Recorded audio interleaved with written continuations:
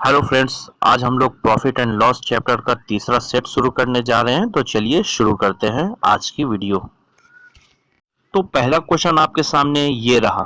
एक व्यापारी क्रय मूल्य से कितने अधिक प्रतिशत मूल्य अंकित करे कि 20% की छूट के बाद भी उसे 12% का लाभ हो।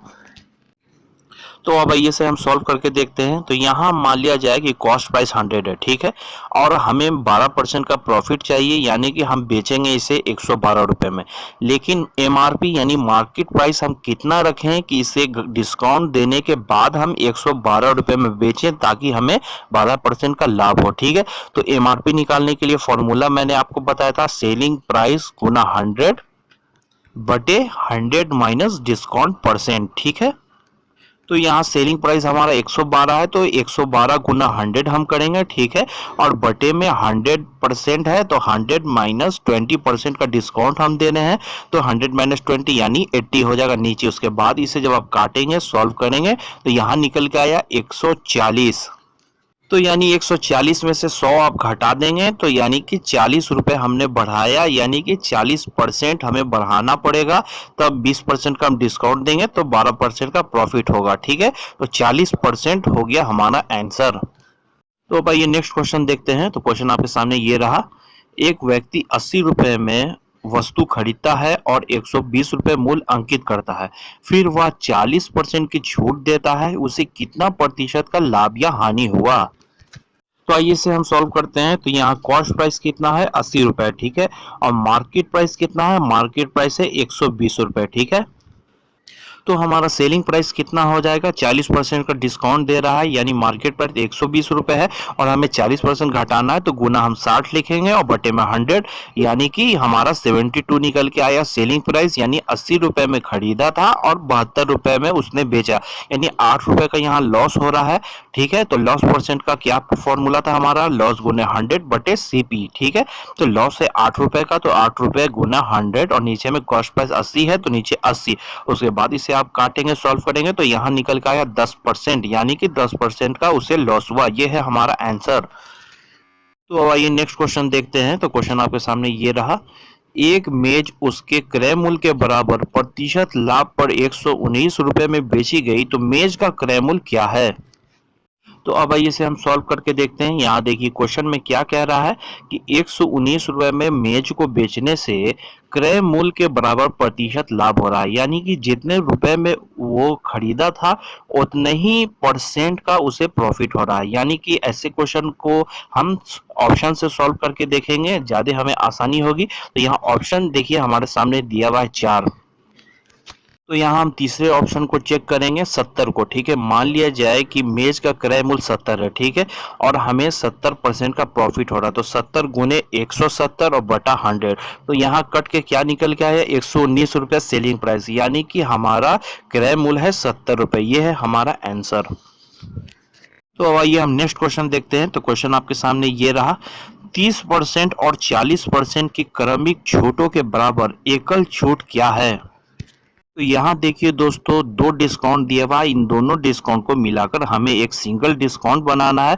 तो वो हम कैसे करेंगे, तो यहाँ 30% का डिस्काउंट है, दूसरा डिस्काउंट है 40% का। ठीक है, तो 100 में से हम 30 घटा लेंगे तो 70 हो जाएगा, और 100 में से 40 घटा लेंगे तो 60 हो जाएगा। ठीक है, इस 70 को गुना हम 60 से करेंगे और बटे में हम 100 लिखेंगे। उसके बाद आप सबको काटेंगे, सॉल्व करेंगे, तो आएगा यहाँ 42। ये 42 हमारा एकल डिस्काउंट नहीं है, हमें 100 में से इस 42 को घटाना पड़ेगा। ठीक है, 100 में से हम 42 घटा लेंगे तो आएगा 58, 58%। ये हमारा दोनों डिस्काउंट परसेंट का एक सिंगल डिस्काउंट हुआ। ये है हमारा आंसर।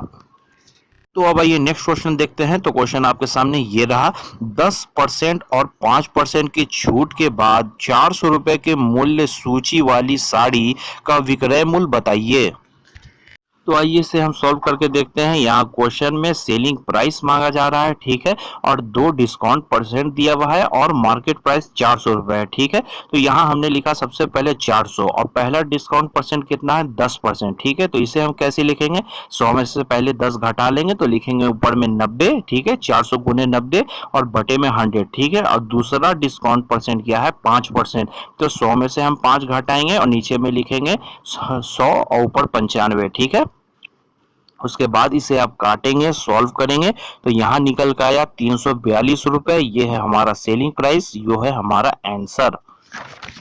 तो अब आइए हम नेक्स्ट क्वेश्चन देखते हैं। तो क्वेश्चन आपके सामने ये रहा, 20%, 10% और 5% की क्रमिक छूटों के बराबर एकल छूट क्या है? तो आइए इसे हम सॉल्व करके देखते हैं। यहाँ क्वेश्चन में क्या मांगा जा रहा है, एकल छूट क्या है। यहाँ 3 तरीके का डिस्काउंट दिया हुआ है, इन 3 डिस्काउंट के बराबर हमें एक डिस्काउंट बनाना है। ठीक है, देखिए यहाँ पहला डिस्काउंट है 20% का, तो 100 में से हम 20 घटाएंगे, लिखेंगे 80। ठीक है, दूसरा डिस्काउंट है 10% का, तो आपको 100 में से घटा देना है 10, तो हो जाएगा 90। और तीसरा वैसे ही है 5% का, तो 100 में से 5 घटाइए 95। तो इन तीनों को हमें गुना करना है, यानी कि 80 गुने 90 गुने 95, और नीचे बटे में 100 आपको 2 बार लिखना है। ठीक है, तीन तीन तरीके का परसेंट डिस्काउंट है। अगर आपको एक बनाना है तो अपॉन में हम 2 बार 100 लिखेंगे। अगर 2 डिस्काउंट होता उसे एक बनाना होता तो हम 100 एक बार लिखते थे। यहाँ 3 डिस्काउंट है तो 100 2 बार लिखेंगे। ठीक है, उसके बाद इसे आप काटेंगे, सॉल्व करेंगे तो निकल के आए यहाँ 68.4। ठीक है, ये हमारा डिस्काउंट परसेंट नहीं है। अब हम 100 में से 68.4 को घटा लेंगे तो यहाँ निकल के आया 31.6। ये हमारा इन तीनों का एकल डिस्काउंट, ये है हमारा आंसर। तो अब आइए हम नेक्स्ट क्वेश्चन देखते हैं। तो अगला क्वेश्चन आपके सामने ये रहा, दो व्यापारी समान मूल्य सूची पर मशीन बेचता है। पहला व्यापारी 30% और 6% की छूट देता है, जबकि दूसरा 20% और 16% की। खरीदार के लिए कौन सा प्रस्ताव फायदा का है? तो अब आइए इसे हम सॉल्व करके देखते हैं। तो यहाँ क्वेश्चन में क्या मांगा जा रहा है, खरीदार के लिए कौन सा प्रस्ताव फायदेमंद है, यानी ग्राहक के को कौन सा प्रस्ताव फायदा पहुंचाएगा। तो यहाँ पहला व्यापारी डिस्काउंट दे रहा है 30% का और 6% का, दूसरा व्यापारी दे रहा है 20% का और 16% का। तो ऐसे क्वेश्चन को हम ऑप्शन से सॉल्व कर लेंगे। तो यहाँ 2% डिस्काउंट दिया हुआ है, तो हमें दोनों से मतलब नहीं है, दोनों का पहला पहला डिस्काउंट परसेंट आप देखिए। ठीक है, तो उससे आपको पता चल जाएगा। तो पहला व्यापारी डिस्काउंट दे रहा है 30% का, दूसरा व्यापारी दे रहा है 20% का। तो पहला व्यापारी यहाँ ज्यादा परसेंट का डिस्काउंट दे रहा है, तो ये वाला हो गया ऑप्शन हमारा आंसर। ज्यादा परसेंट का डिस्काउंट दे रहा है तो ग्राहक के लिए ये ज्यादा फायदेमंद है। तो पहला ऑप्शन हो गया हमारा आंसर। तो अब आइए नेक्स्ट क्वेश्चन देखते हैं। तो क्वेश्चन आपके सामने ये रहा, एक कोट के विक्रय मूल्य पर 4% और 6% के लाभ में 12 रुपए का अंतर है, तो कोट का क्रय मूल्य बताइए। तो आइए इसे हम सॉल्व करके देखते हैं। यहाँ क्वेश्चन में क्या है, 12 रुपए का डिफरेंस दिया हुआ है और 2 तरीके का परसेंट दिया हुआ है। ठीक है, डिफरेंस वाले क्वेश्चन को सॉल्व करने के लिए मैंने आपको एक ट्रिक पहले ही बताया था दोस्तों। तो वो ट्रिक क्या था, हमारा मैग्नेट ट्रिक। ठीक है, तो वो क्या हमारा फॉर्मूला था, कॉस्ट प्राइस बराबर डिफरेंस गुने 100 बटा m। ठीक है, तो यहाँ डिफरेंस है 12 रुपए का, तो हमने यहाँ लिखा 12 गुने 100, नीचे में मैग्नेट रूल हमें लगाना है। तो यहाँ दोनों परसेंट को हम देखेंगे, पहला परसेंट 4% का है और दूसरा 6% का है। दोनों लाभ का परसेंट है, तो दोनों आपस में माइनस हो जाएगा। ठीक है, यानी 6 माइनस 4, तो यहाँ हो जाएगा 2 घटकर। उसके बाद इसे आप काटेंगे, सॉल्व करेंगे तो हो जाएगा 600 रुपए। 600 रुपए हमारा कॉस्ट प्राइस है, ये है आंसर। तो अब आइए हम नेक्स्ट क्वेश्चन देखते हैं। तो क्वेश्चन आपके सामने ये रहा, एक सिलाई मशीन का अंकित मूल्य 400 रुपए है, नगद भुगतान पर इससे 10% छूट पर बेचा जाता है। स्टॉक खत्म करने के समय फिर छूट दी गई, जिससे मशीन का मूल्य 342 रुपए हो गया। दूसरी छूट का प्रस्ताव कितने प्रतिशत का है? तो अब आइए इसे हम सॉल्व करके देखते हैं। यहाँ क्वेश्चन में क्या मांगा जा रहा है, दूसरी छूट का प्रस्ताव कितने प्रतिशत का है। यहाँ हमें सेकंड डिस्काउंट निकालना है। तो यहाँ सबसे पहले हम क्या निकालेंगे, पहली छूट के बाद मशीन का मूल्य। ठीक है, तो यहाँ कितना मूल्य अंकित किया गया था, 400 रुपए। उसके बाद नगद भुगतान पर 10% का डिस्काउंट दिया जाता है, तो 400 गुने हम 10% घटा लेंगे, यहाँ लिखेंगे 90 और बटे में 100। ठीक है, तो यहाँ निकल के आया 360 रुपए, यानी 10% डिस्काउंट के बाद मशीन का मूल्य 360 रुपए हो गया था। उसके बाद दूसरा छूट के बाद मशीन का मूल्य कितना पे बेचा गया है, उसे 342 रुपए पे। ठीक है, तो यहाँ हम दूसरा छूट निकालने के लिए 342 को 360 से घटा लेंगे, तो यहाँ 18 रुपए आया, यानी कि 18 रुपए का डिस्काउंट दूसरे छूट के बाद दिया गया है। तो दूसरा छूट का परसेंट निकालने के लिए हम क्या करेंगे, यहाँ लिखेंगे 18 गुना 100 और बटे में हम लिखेंगे 360। ठीक है, उसके बाद जब इसे आप काटेंगे, सॉल्व करेंगे तो निकल कर आया 5%, यानी दूसरा डिस्काउंट दिया गया है 5% का। यह है हमारा आंसर। तो अब आइए नेक्स्ट क्वेश्चन देखते हैं। तो क्वेश्चन आपके सामने ये रहा, एक व्यक्ति अपना टाइपराइटर 5% हानि पर बेचता है। यदि वह इसे 80 रुपए अधिक में बेचता तो उसे 5% लाभ होता। टाइपराइटर का क्रय मूल्य कितना है? तो आइए इसे हम सॉल्व करते हैं। तो इसे सॉल्व करने के लिए हम कौन से ट्रिक का यूज करेंगे? Magnet trick. ठीक है, तो यहाँ कॉस्ट प्राइस हमें निकालना है। तो मैग्नेट ट्रिक का क्या फॉर्मूला था? सीपी बराबर डिफरेंस गुने 100 बटे एम। ठीक है, तो यहाँ डिफरेंस कितने रुपए का दिया हुआ? 80 रुपए का, तो 80 गुने 100 हम लिख देंगे।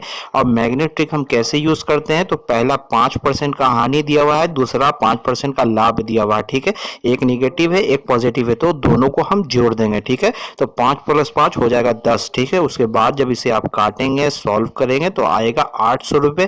ये है हमारा कॉस्ट प्राइस, ये है आंसर। तो इस टाइप का एक और क्वेश्चन देख लेते हैं। तो आइए क्वेश्चन आपके सामने ये रहा, एक व्यक्ति किसी वस्तु को 20% हानि पर बेचता है। यदि वह इसे 12 रुपए अधिक में बेचता तो उसे 10% लाभ होता। उस वस्तु का क्रय मूल्य कितना है? तो आइए इसे हम सॉल्व करते हैं। तो इसे भी सॉल्व करने के लिए हम मैग्नेट ट्रिक का यूज करेंगे। तो हमारा फॉर्मूला है सीपी बराबर डिफरेंस गुने 100 बटा एम।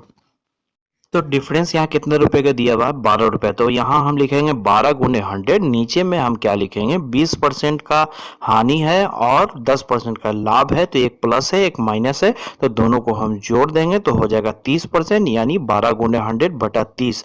उसके बाद इसे आप काटेंगे, सॉल्व करेंगे तो निकल के आएगा 40। ये है हमारा आंसर। तो अब आइए नेक्स्ट क्वेश्चन देखते हैं। तो क्वेश्चन आपके सामने ये रहा, एक व्यापारी के पास 1000 किलोग्राम चीनी थी। उसने इसमें से कुछ चीनी 8% लाभ पर तथा शेष 18% लाभ पर बेच दी। इससे उसे कुल क्रय मूल्य पर 14% लाभ हुआ। तो 18% लाभ पर उसने कितनी चीनी बेची? तो आइए इसे हम सॉल्व करते हैं। तो इसे सॉल्व करने के लिए हम एलिगेशन रूल का इस्तेमाल करेंगे। इसे हम एलिगेशन से सॉल्व करेंगे। तो यहाँ 8% लाभ पर कुछ चीनी को बेचा है और कुछ को उसने 18% लाभ पर बेचा है। तो 8% वाले को हम ए मान लेते हैं और 18% को हम बी मान लेते हैं। ठीक है, तो ए के नीचे हमने लिखा 8, बी के नीचे लिखा 18। ठीक है, अब दोनों परसेंट पर उसे बेचने से कुल 14% का लाभ हुआ, तो बीच में हम 14 लिख देंगे। ठीक है, अब यहाँ 18 में से 14 हम घटाएंगे तो यहाँ आ गया 4। ठीक है, अब इस 14 में से 8 हम घटा देंगे तो आएगा 6। ठीक है, यानी कि दोनों का हमें डिफरेंस निकालना था। तो 18 14 का डिफरेंस हो गया 4 और 8 और 14 का डिफरेंस हो गया 6। ठीक है, अब यहाँ देखिए आप, ए के नीचे है 4 और बी के नीचे है 6, यानी कि ए बराबर 4 है, बी बराबर 6 है। ठीक है, तो ए बी का रेशियो कितना हो गया? 4 6। अब हमें इसे थोड़ा कट जाएगा, छोटा कर सकते हैं। तो ए बी का रेशियो कितना हो गया? 2:3। ठीक है, अब यहाँ क्वेश्चन में क्या मांगा जा रहा है? 18% लाभ पर उसने कितनी चीनी बेची। तो यहाँ हमने 18% को बी माना, यानी हम यहाँ बी का निकालेंगे। तो कुल चीनी कितना है? 1000 किलोग्राम हमने लिखा 1000 किलोग्राम, तो कुल चीनी 1000, तो दोनों का रेशियो यहाँ जोड़ के हम नीचे लिखेंगे, यानी कि 5। ठीक है, और जो हमें निकालना होता है वो हम ऊपर लिखेंगे। तो हमें 18% लाभ वाला निकालना है, तो वो उसके बराबर 3 है रेशियो, तो गुने में हम लिखेंगे 3। अब उसे आप काटेंगे, सॉल्व करेंगे तो निकल के आया 600 केजी। यह है हमारा आंसर, यानी 18% लाभ पर उसने 600 केजी चीनी बेचा।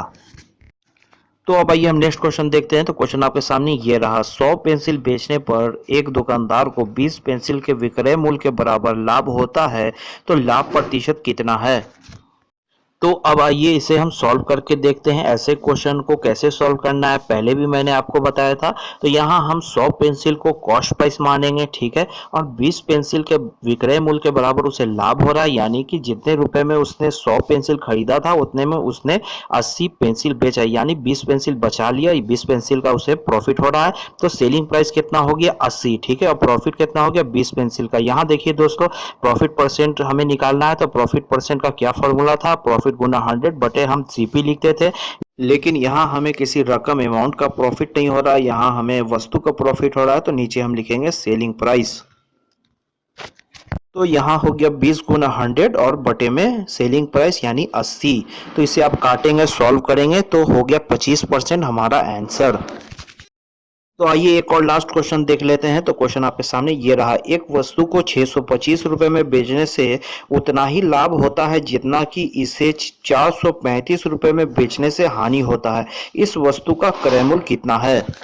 तो आइए इसे हम सॉल्व करके देखते हैं। तो यहाँ हमें कॉस्ट प्राइस निकालना है। तो आपको यहाँ कुछ नहीं करना है, 625 और 435 को आपको जोड़ देना है और 2 से डिवाइड कर देना है। तो यहाँ दोनों को जोड़ा हमने तो आया 1060 और डिवाइडेड बाई 2 यानी कि 530 हो गया हमारा आंसर। ये वीडियो आपको पसंद आया होगा दोस्तों, तो वीडियो पर लाइक ज़रूर कर दें और इसी तरह नए नए वीडियो के लिए आप चैनल को सब्सक्राइब कर सकते हैं। Okay, thank you.